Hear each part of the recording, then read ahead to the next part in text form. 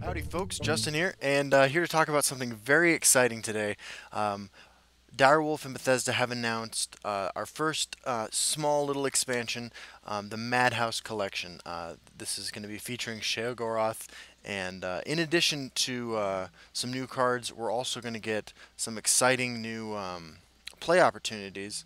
The Chaos Arena, which is a really cool feature they're going to add. By looking at we're going to start off by looking at the new cards that we know about. So three of them have been definitely revealed, and then we have an image that has little hints of some of the other cards that we've got coming. So we are going to take a look at these new cards.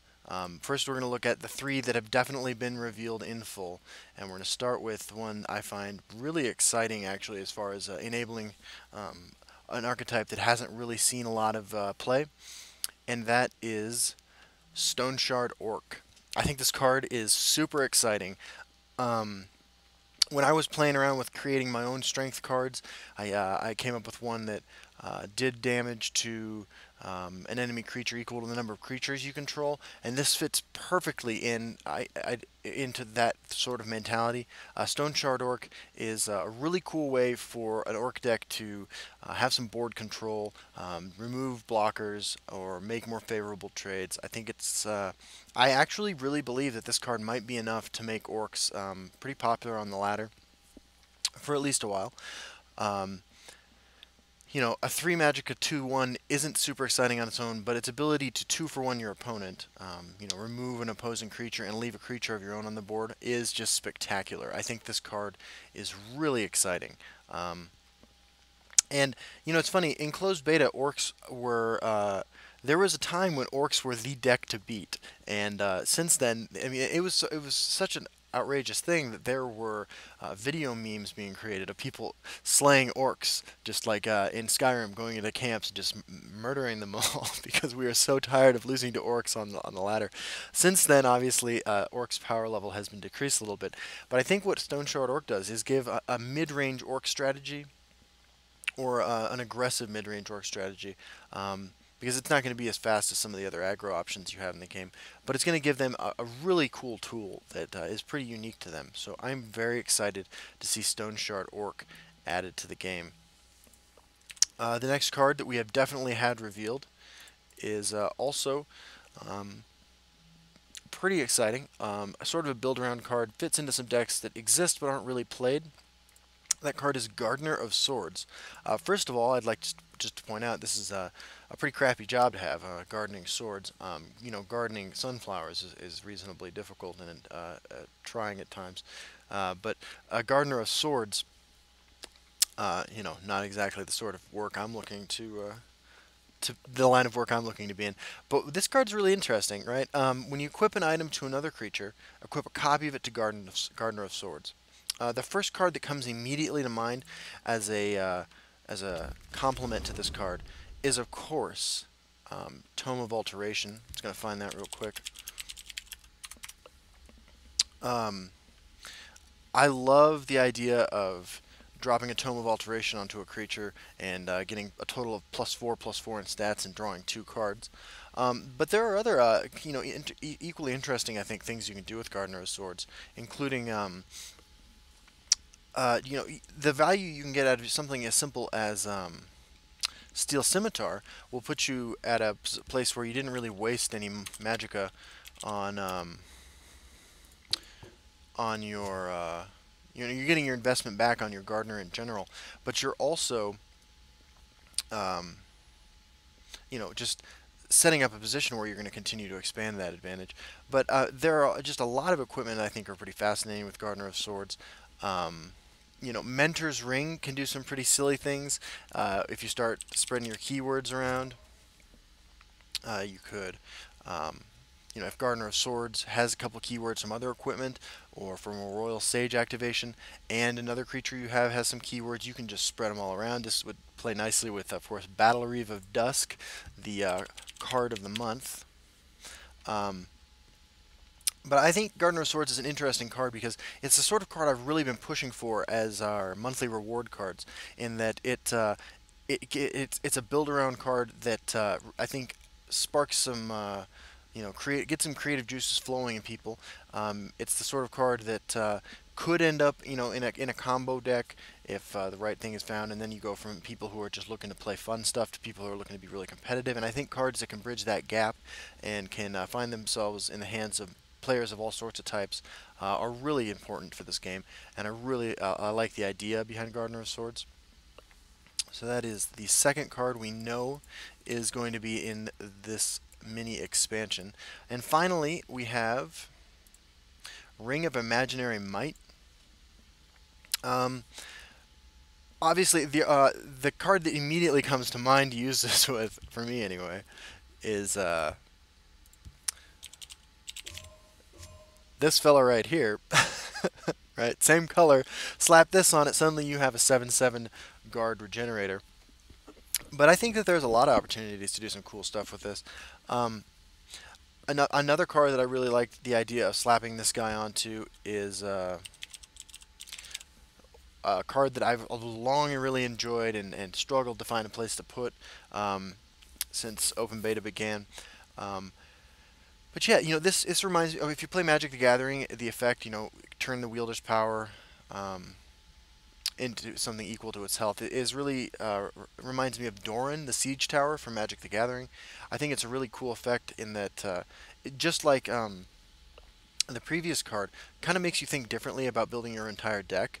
Um, you know, and it also, it's cool that they seem to be doing something with equipment in this, with items in this mini expansion. I'm super interested in combining Ring of Might, I'm sorry, Ring of Imaginary Might with Enchanted Plate, which is a another great card that I think is not always played in the decks where it's best at. But I can imagine, for instance, a warrior deck, a purple-red deck, running Ring of Imaginary Might, Enchanted Plate, um, and the red guard creatures that get pretty crazy bonuses for slapping equipment onto them. Rehad Horseman, of course, up here is one of the two I'm talking about, and as well as Rehad Battle Mage. Rehad Battle Mage, obviously the best card to combo with these equipment, just because you imagine you put a Ring of Imaginary Might on here, you've got first it becomes a 3/5, then you get an additional 3 gut toughness bonus, 3 health bonus, becomes a 3/8, and then it becomes an 8/8. 8/8 with guard is pretty good in my book. That is Vigilant Giant range, which is, of course, a really powerful card. Um, Overall, I have to say I'm really impressed with these three cards. I think they're creative. I think that they show that there's a lot of opportunity for expanding the mechanics in this game beyond what we already know and what we already see. And I'm super excited too because the way this is being released, just a small little set of cards, I think is a good way for them to measure the impact their new cards are going to have on the meta once they're in the hands of players as opposed to just playtesters who are and if you know anything about the people making this game, and you got people like Luis Scott Vargas, very talented card game player. But I think that once you get in the hands of thousands of people who are playing the game, you find interactions you wouldn't see ordinarily. So I think this is a really cool way, really safe way for them to start expanding the card pool. Yeah, so Ring of Imaginary Might. The last image I want to show you here is sort of the hint image, right?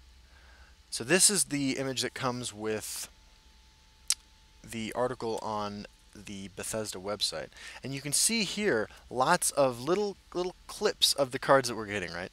And it's worth pointing out that when you purchase the Sheogorath's Chaos Arena package, you're getting a full playset of copies. 3 copies of all these cards, except for I assume the unique legendary card there, so that you can play them immediately. And you're also getting a free arena ticket because going along with this little expansion is a special couple weeks of unique arena opportunities that include such things as shuffling unique creatures in each player's deck beforehand, both players starting with a Wabbajack, You start with additional Magicka, start with the Gladiators Arena in play, starting with Slaughterfish in play. The sort of things that you see in Solo Arena, which is really where I've been having the most fun lately, brought to player versus player content. And it's not going to be permanent. It's just a 4 or 5 day thing, actually, a week long. Um, but it's going to be a lot of fun. And just for logging in during this time, you're getting a free card pack from Direwolf. So, it's definitely worth your time to check it out. So let's take a look quickly at some of these cards. The one we can see fully here is Forsaken Champion, a neutral card. And I'm super interested in neutral cards. 3/3 for 5. Summon. Choose a friendly creature. Friendly creatures of the chosen type have +1/+1. So this is build your own tribal deck, right? Like if you've been thinking to yourself, man, I wish I could put all my wood elves into a deck and make it worth my time. Suddenly you can do that because Forsaken Champion is going to allow you to get a bonus for each wood elf you play if that's the card you trigger it on. The rest of these cards all look pretty interesting too. We got Close Call here, which appears to be a 0-cost action card, a neutral card that returns a creature that you control to your hand. We have the Stone Shard Orc. We have an Altar of Despair, I believe, that does something wacky. I mean, unique legendary is always exciting, and especially neutral ones because you can put them in any deck. We have a ongoing support card for green here that appears to, when you play a card, do 1 damage to your opponent and gain you 1 life. So sort of an attrition card, the sort of thing that would go into a green-based control strategy that maybe we don't see right now. I can see this fitting into a monk deck using things like Golden Saint, maybe even the Spriggan that gains power as you gain life.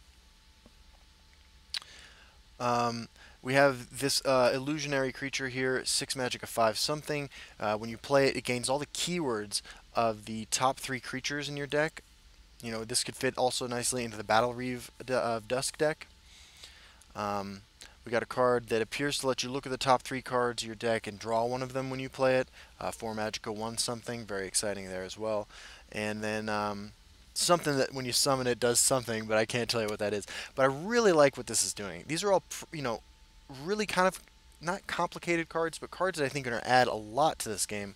I'm very excited about the direction that this appears to suggest the game is going, which is to, the starter set, the base expansion, the very first set of cards is a baseline for complexity, and then additional sets are going to build upon that. You see in a lot of other games, including like the Distinguished Competition to Elder Scrolls Legends, Hearthstone, you see sometimes even a reduction in complexity as expansions go on. And I love what this suggests about the future of the game. I think this is a great time to get into the game. And I think that the Chaos Arena, the week we get to play with that, is going to be a lot of fun too. So I'm really excited about that as well. That's all I got to say about these cards. I hope that I see you all on the ladder and we get to play some of these cards together. I, for one, am going to be building stuff definitely with the green support card. Probably going to give them a shot at Orcs. I've been trying Orcs recently anyway, so I'm super excited to see a card that kind of reinforces Orcs' fast, mid-range grind sort of approach to creatures combat. And I'm definitely interested in the card that lets me look at the top 3 cards and draw a card. I think that's the sort of card that a control mage deck or a control monk deck, maybe that the swindlers swindlers whatever might go into, is definitely looking for. So that is where I'm at with all these cards. Save your gold now. You have a few days. You have I guess about a week until you can purchase this. So save your gold and get ready to hop on into Sheogorath's Arena. Thanks for watching, guys. Have a great time.